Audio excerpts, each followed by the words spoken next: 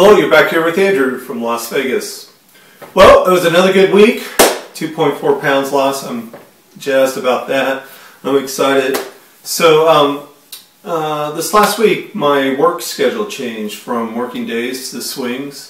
So it took me a little bit to get adjusted to that. So I only exercised Monday and then Saturday of last week. But now since where I've been going in the past, it was a community center and it had restricted hours. I had to go ahead and join a gym, so reluctantly I joined 24-hour fitness. I don't care for the big chains. I like my community center, and I like, you know, where I was swimming. I enjoyed the where I was working out there as well, using the treadmill. So anyway, but I'm there, and that's going fine. But it does allow me to have 24-hour access to a place to work out. So I did that. It took me a little bit to get switched over there and everything. So that's why I only exercised twice last week. But now I'm back on doing my normal routine. And this Monday, this last Monday, you know, it's going to be my last day of week 4 of the Couch to 5K, and I decided, you know, I just feel like I'm fit, and I have some extra energy, and I just felt, well, why not go for it? Why not I do day 1, you know, of week 9? So I did it, and I finished about 2.6 miles. I'll put some pictures at the end of the video of my treadmill. Did about 2.6 miles in that period of time, going about 4 miles an hour, and then about 2.5 for the warm up and the cool down. And so anyway, I went ahead and stayed on the treadmill, and I'll show you that picture as well, until I reached the 5K mark of 3.16. So I did 3.17, and I felt great. It took me about an hour to do that whole time, so I got a lot of work to do on my time. I am going to go back and just do the whole, you know, do the rest of week 4, go on to week 5, and do the whole thing. But I think I'm just going to stay on the treadmill and keep on going farther each time, and probably just do an hour each time I'm on the treadmill. I think that's just going to help me. And exciting news! I'm going to I plan to do my first 5K race on April 23rd. I'm still going to do that one, but I'm going to do one now, April 2nd. So a week from this Saturday. I think I'm going to be ready, and I'm pretty excited. I went looking for some new running shoes. I have cross-trainer shoes now, so I went and looked for really good running shoes by New Balance, and I found them. I found a really good price and everything. They just didn't have my size, so hopefully they'll get those in this week, and I'll have those broken in a little bit before the race. So I'm pretty jazzed and hyped about that. So, you know, I had mentioned before that it seems like people that I talk to, once they reach their goal, don't really know what to do next. And I still got, you know, 40 pounds to go to reach my goal, but I'm starting now planning, you know, what am I going to do. And so I thought it might be good for everyone just to come up with a post-goal bucket list. So what are you going to do after you reach your goal bucket list? And so I thought I'd share with you mine. I want to learn how to golf. I've golfed once in my life. It was when I was a teenager.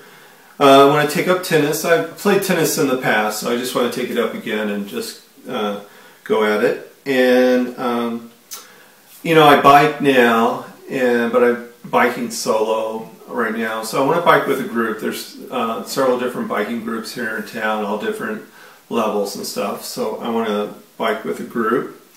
I want to hike Red Rock Canyon. I haven't done that yet, and want to do that. I want to go whitewater rafting. I've whitewater rafted in the past. It's been probably 15 plus years, but I want to do that. I feel now that I'm getting lighter and things like that, and once I reach my goal, that'll be a lot of fun. I want to go back to riding dirt bikes. I used to ride motorcycle, dirt bikes, and trails. I even was in, now this has been 20 plus years ago, that I did an enduro race, in a 100-mile race on a motorcycle. And I want to go into that. I just want to get back on the trails and enjoy riding bikes again. I recently bought one probably 3 or 4 years ago, and probably 5 years ago I bought one. Totally out of shape, just did really poorly. I was way overweight and did poorly on it. I sold it maybe 3 years ago, but I want to get back into doing that and eventually buy one as well.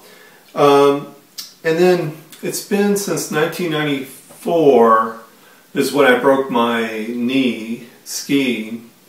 And I used to be an avid skier, and I really enjoyed it. I lived in Colorado for 20 plus years, and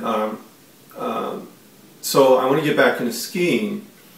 And so anyway, I want to start now for the fall, for the next season, to get in tip-top shape for skiing, just specifically train for skiing. In the past, 20 years ago, I was so young and dumb and all that, just went out and skied, and I was at the point I was skiing like every weekend and black diamonds and stuff like that. Where now, I basically need to start all over again. But I want to get in really good fit, just specifically for skiing by the fall. I want to go to Hawaii. That's where we went. It's one of the locations we went on our honeymoon. And I just want to go back and enjoy the beach and the surf and everything like that, and be able to walk and hike more and do things like that.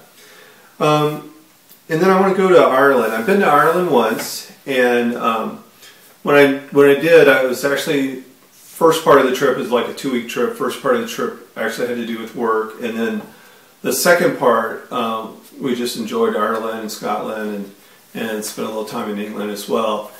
But it was more touristy, and shopping and things like that. And this time I want to go with Rick Steves' group. I don't know if you've seen him on PBS, but anyway, they have excellent guided tours of Europe, and one of the tours is of Ireland.